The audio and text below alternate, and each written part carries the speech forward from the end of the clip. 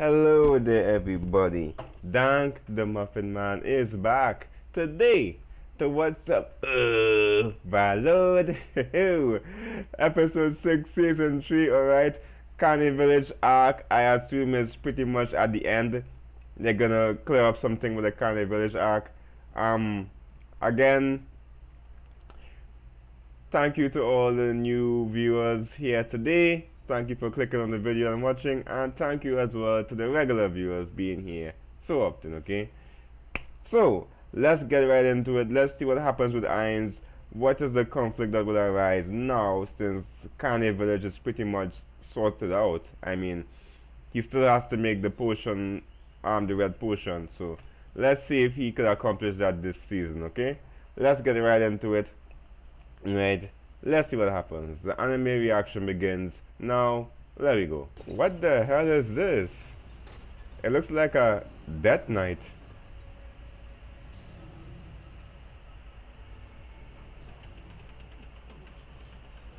Is that Dumbledore? It's Dumbledore. Hmm.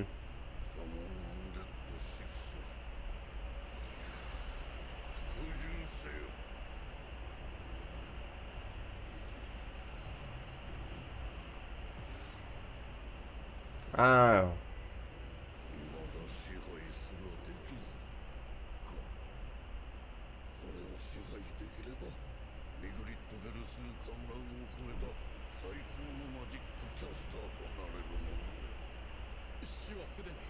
Hmm. Does he know that there's somebody who's stronger than him? Or is he actually as strong as Ainz?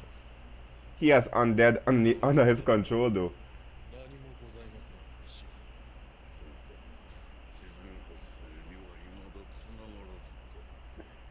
What?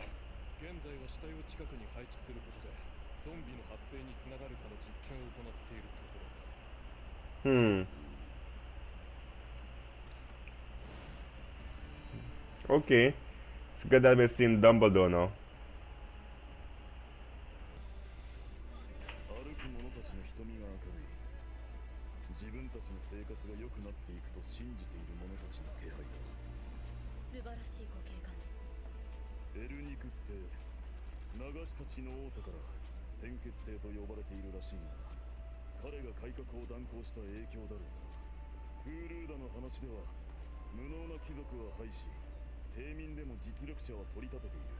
Alright.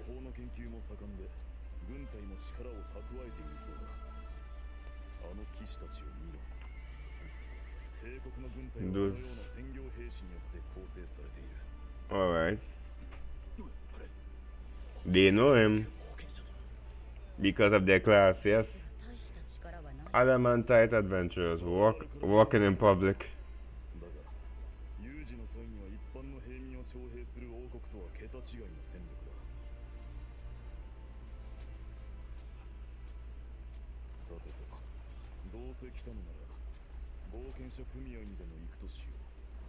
Hmm.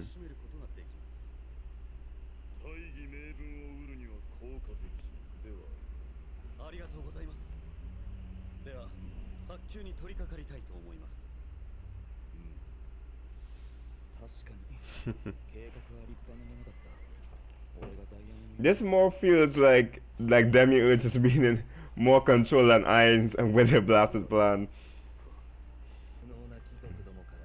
I guess he's crazy too, huh? Or maybe power hungry.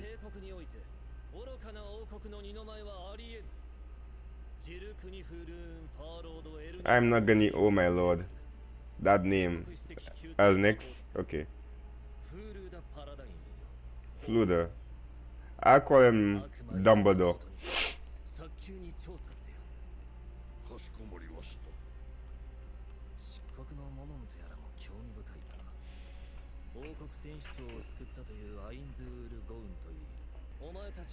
More names to remember.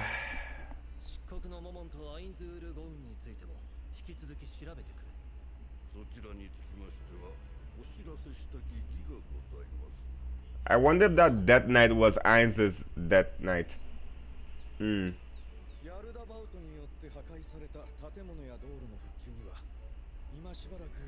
No, it wasn't, no. I wonder if this king here knows that all his children are kind of not right in the head, especially his daughter.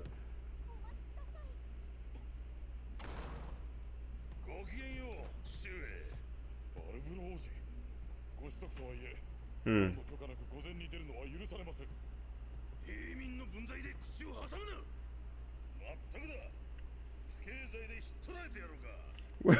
What?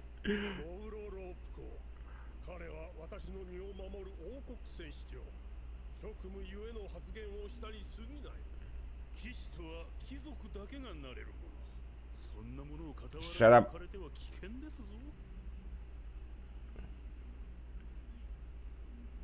Can there please be a family of royalty that doesn't fight over the throne? In like anime, they always fight for the throne. Can we not have a? Can we please have a family of royalty that actually is together and not against each other for the throne? Oh my lord.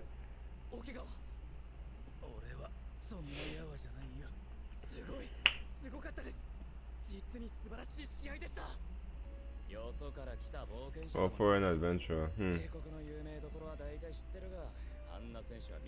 Yeah, I can't remember this guy. Who is this again?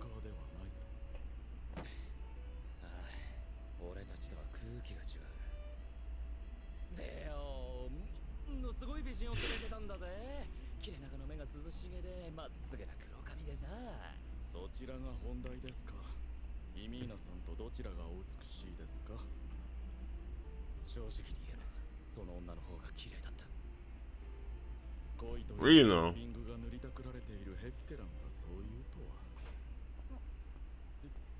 Is that her? Emiya.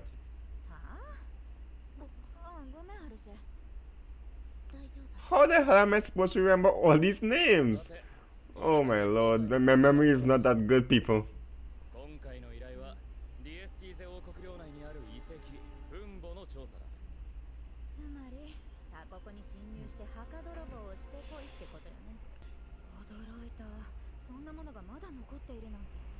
Okay.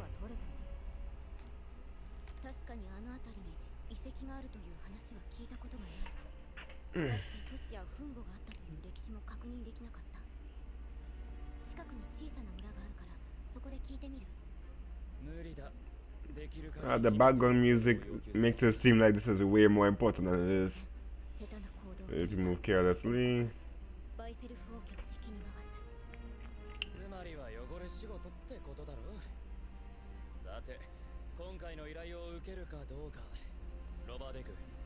Take it. It's 200 gold, right? Take it. Okay.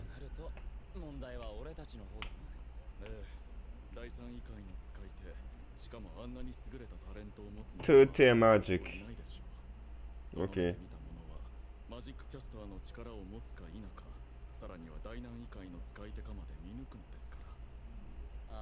Oh, so if she looks at Iron, she'll be able to see what tier he could use.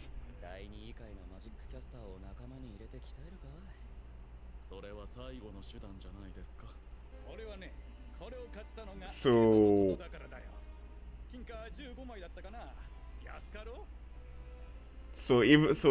even though they're in debt, they're still buying things.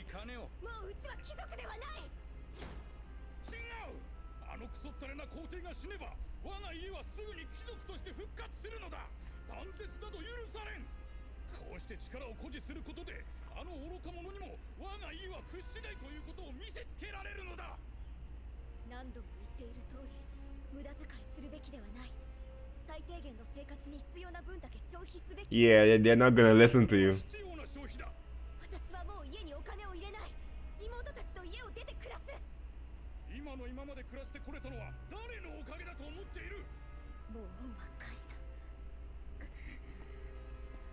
Still don't really care too much about this.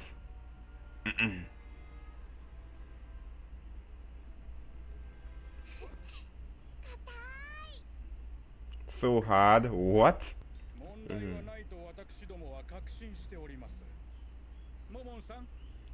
Obviously, Mr. Momona.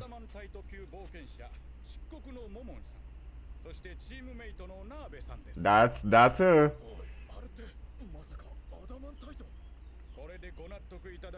Momon is here.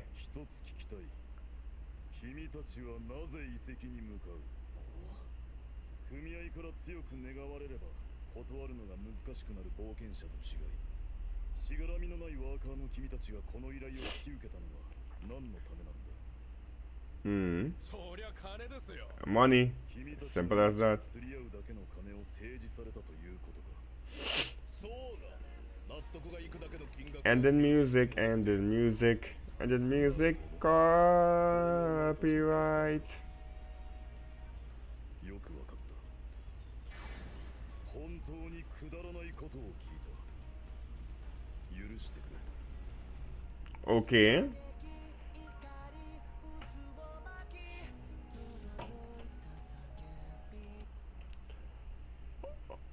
Okay. Why did Ainz ask that for? He asked our wordless. He asked why are they willing to throw their lives away.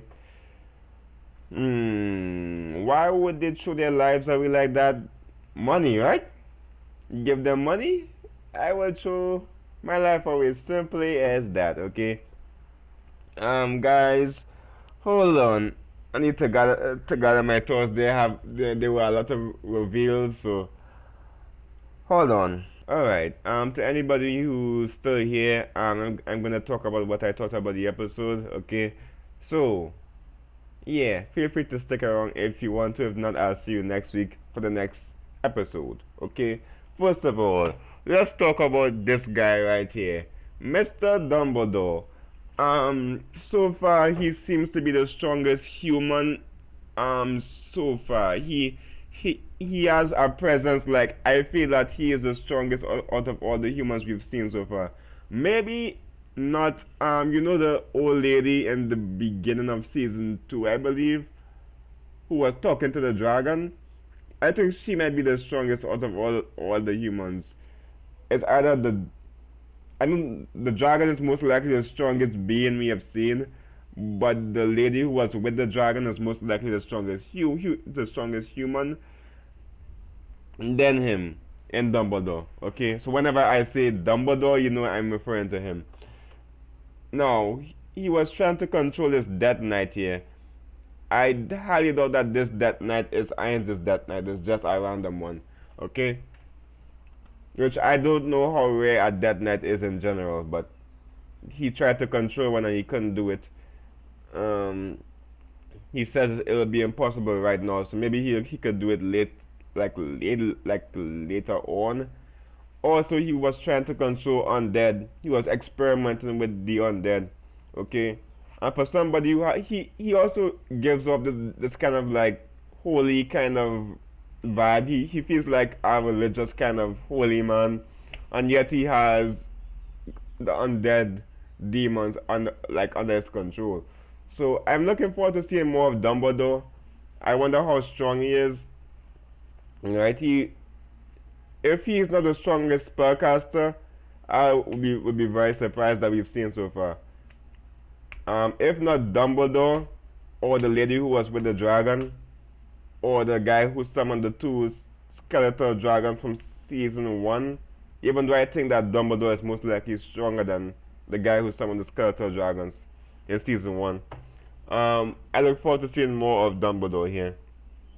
Alright, Ainz here revealed the name or the concept of workers. They don't do their quest through the guild, but they are still protected by the guild, so they don't really follow the guild's rules. Right? So that's kind of interesting. So you don't have to be directly associated with the guild, the adventurers guild, to be protected by it. Okay, so that was who the people were who were introduced later on. I'll come to that when I come to it, okay? On right here we get properly introduced here to L Nix. I'm not even going to try and remember his whole name, but we'll call him L Nix here. the Emperor of the Empire. Um, I'm not too sure what empire they're talking about. I'm not too sure how close this empire is to the kingdom. Um, he also has the nickname the Bloody Emperor. Okay, so he is. If I'm wrong, correct me if I'm wrong. Is he also the sibling of Princess Reina, or is he somebody completely like separate? Feel free to tell me because I don't know here. I think he is. I think he is. So he started up his own empire. I think so. Or I'm not too sure because he could easily. I think he really is related to Princess Reina. I think he is. I'm pretty sure they talked about that last season or hinted at that. Okay, so he also wages wars a yearly war apparently against the kingdom, but he refuses to do it now because of what went on with the kingdom recently. Okay, I see you. Um, he's just here. He's planning out for the future. He also asks Dumbledore or Fluda is his name to investigate Ainz and Momon. I wonder if he'll learn that Ainz and Momon are the same people. I wonder how good his magic is. Will he be able to like, or how good he is in general at deducting things? Will he be able to find out that like instantly? How long will it take him to realize that? Okay. All right. This prince seems just your normal power hungry prince character, but let's see how he progresses as he goes on. All right. I look forward to seeing more of him. And also, this episode had name drops of so many individuals. I'll be honest, guys, I'm not going to be able to remember everything. I'll try to remember the workers. I'll try to remember Nyx and Dumbledore or Fluda. Okay? I have to remember Gazef and Brain and Locke, right? Locke was his name. I have to remember all of those because they're important characters, right? But all these the side characters next to the prince, I'm not gonna even bother to remember them. Okay, and here we got introduced to the king, Princess Reina, and everybody's big old pops here. It seems that they're kind of concerned about the empire's attack, but the empire is not going to attack. All right, they're kind of concerned about him and doing his yearly attack, but right now we got introduced to this king here. They're basically just discussing how the empire is not attacking them like they normally do. All right, so they're kind of like caught off guard by that. Um, and that's basically it. I mean, we got introduced to another prince whose name I don't care too much about. Alright, the only one who I remember is Princess Reina because she has such a spotlight. Alright, but for now I just keep her in my mind because I believe she is the most important one along with the king here. Alright. Along with Gazap too. But yeah, let's move on. We got introduced here to the adventurers foresight, the foresight workers here. Some of the things they said here are quite interesting that I did not pick up on during the episode. Apparently, they're going to Nazarick. That tomb that they're going to, that mysterious tomb that appeared from nowhere, is Nazarick. They even said that there's a small village close by. So, they're gonna get wrecked when they go into that village. Not village, the Nazarick. They're gonna have a pleasant surprise. Their whole army, their strongest warriors, or some of them, are going right into Nazarick. I'm pretty sure it's Nazarick that they're going to. Alright, a tomb, a ruin that appeared from nowhere that wasn't there before. right? Another thing too, um, Emiya here or Emina here, she's a half elf, right? How the hell can she not use high tier magic? Aren't elves like good at magic slash bows? Or is it because she's part human she can't use magic as good as normal? I don't know. But I would assume that she would be good with magic too. But I'm not too sure how many 30 magic casters there were and how rare it is for a human to have it. But they made a big deal out of Archie being a 30 magic caster and her being able to survive, even if she's not a worker anymore. Okay? Even if she has to leave her parents because her parents are kind of stupid, spending all their money just to appear like they're in control of their lives. No, no, no. Okay. Also, they also said that both Archie and Dumbledore have the ability to see the magic capacity and the maximum tier of somebody by looking at them. A rare ability. So most likely Dumbledore will know that the magic capacity of Ainz just by looking right through. Even though he's in disguise, um, even though he's in disguise, I'm pretty sure that he'll be able to see Ainz's true power through his little disguise there. Okay, unless his armored self and his lich self are two separate like entities entirely or bodies. Like his armored self has a magic capacity and his lich self has a magic capacity. I think it is right. So maybe it's either he'll be able to see through it or he'll see only what the armored form of Ainz could do. But it'll still be powerful though, so yeah, I really want to see Dumbledore's reaction to seeing Ainz for the first time. Because he should know that Ainz or Momon is hiding something the moment he sees him. The same thing with Archie, okay? But Archie is not going to be on this adventure, right? Or she shouldn't be because she has to deal with her siblings and her family, alright? So, yeah. Um, I look forward to seeing more of them. I'll be honest, I don't really care too much for them yet.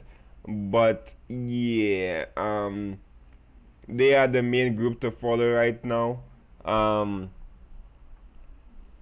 Emina, Robber, Archie, and Haken is this guy's name or something like that. The guy on the left hand side who had a nice night with Emina here. Alright. So let's see what happens. Okay. Alright. Interesting little statement here. I kind of understand why he asked that now in the episode. I didn't catch it because I did not know that the tomb that they're going towards is Nazarick. Okay, but after looking through it again, it's clearly Nazarick, and he's asking, "Why do you want to come to my home? What could possibly drive you guys who have a choice, who could refuse?" Unlike the adventurous girl, why do you choose to walk into your debt? Hmm? Money? Okay, I asked a stupid question. A wordless question. Okay? That's why he asked that. He wants to know what could drive them into going to a tomb that they have no clue of. Okay? They're clearly gonna get destroyed, okay?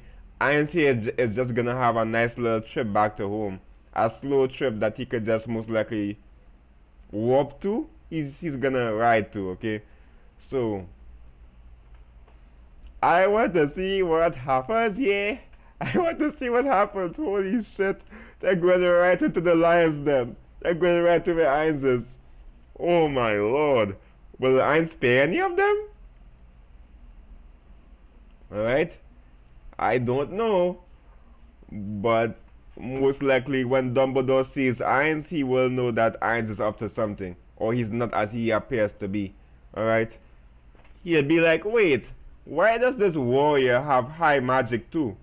Why doesn't he use his high tier magic?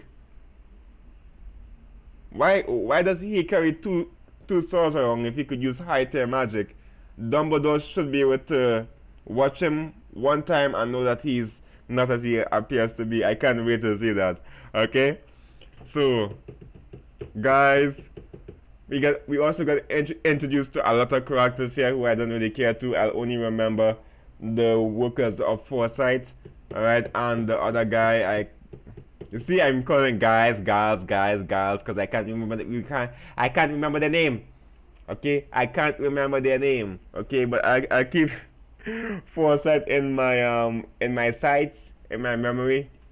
And there was also an individual here who was noted to be as strong as Gazev, who is weak in comparison to anybody in the Tomb of Nazarick. So the only one who I see is strong enough to survive Nazarick is most likely Dumbledore. Alright? Everybody else there is weak. Okay? So let's see what happens. I wonder if I'm wrong about that and the tomb that they're going to is not Nazarick. But I feel it is. The location, the tomb that appeared out of nowhere that's next to a small village. Has to be, right? Alright, I think that's about it. Okay guys, thank you for watching and be sure to catch me next week for the next episode, alright? I'll see you guys real soon, okay? Goodbye, so long, and farewell. Goodbye.